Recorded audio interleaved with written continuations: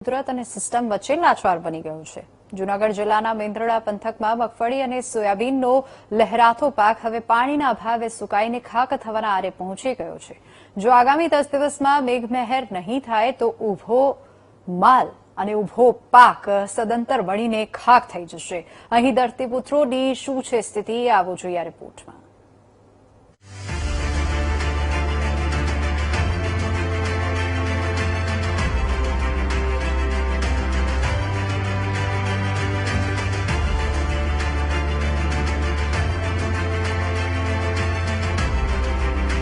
સૌરાષ્ટ્રનું હૃદય ગણાતા જૂનાગઢ જિલ્લામાં આ વર્ષે ખેડૂતોએ આશા સાથે 2,16,544 હેક્ટરમાં મગફળીનું વિક્રમજનક વાવેતર કર્યું હતું।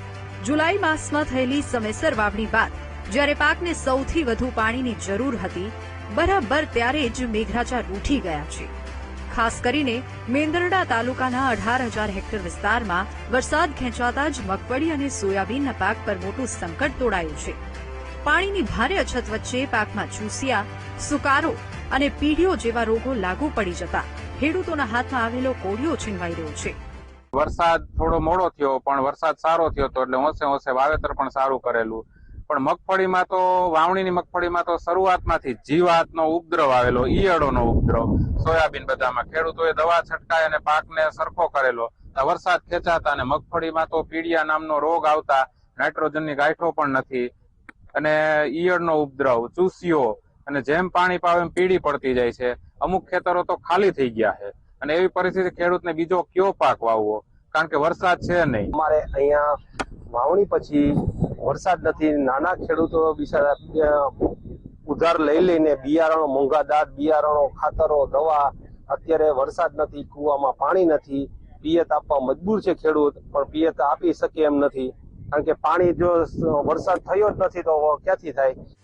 પિયત માટેના કુદરતી સ્ત્રોતો સુકાઈ રહ્યા છે, ત્યારે સિંચાઈ વ્યવસ્થા પણ સંપૂર્ણ વામણી સાબિત થઈ છે। સરકારે કેનાલ મારફતે પાણી આપવાના મોટા દાવા કર્યા હતા, પરંતુ સ્થાનિક મધુવંતી ડેમમાં જ પાણીનો પૂરતો જથ્થો ન હોવાથી કેનાલો પણ કોરી ધાકોર પડી છે। ખેડૂતોએ બિયારણ, ખાતર અને મજૂરી પાછળ વીઘા દીઠ 10,000 થી 20,000 રૂપિયાનો જંગી ખર્ચ કર્યો છે, પરંતુ વર્તમાન સ્થિતિ જોતા જ વીઘે 5,000 રૂપિયા પણ છૂટે તેમ નથી। દેવાના ડુંગર નીચે દબાયેલા ખેડૂતો હવે ખેતી છોડવા મજબૂર બન્યા છે।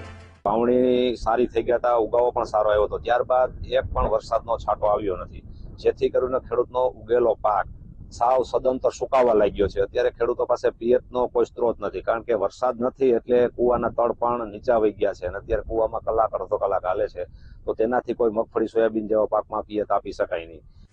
એક તરફ આભમાંથી અગન ગોળા વરસી રહ્યા છે અને બીજી તરફ તંત્રની ઉદાસીનતા ખેડૂતોની કમર તોડી રહી છે। પાક નિષ્ફળ જવાની ભીતિ વચ્ચે હવે મેંદરડા પંથકના ધરતીપુત્રો સરકાર સમક્ષ તાત્કાલિક પાક નુકસાનીનો સર્વે કરાવી વિસ્તારને અછતગ્રસ્ત જાહેર કરી યોગ્ય વળતર આપવાની પોકાર કરી રહ્યા છે। હવે જોવાનું એ રહેશે કે મુશ્કેલીમાં મુકાયેલા અન્નદાતાની વહારે સરકાર ક્યારે આવે છે। જય વિરાણી, વીટીવી ન્યૂઝ, જૂનાગઢ।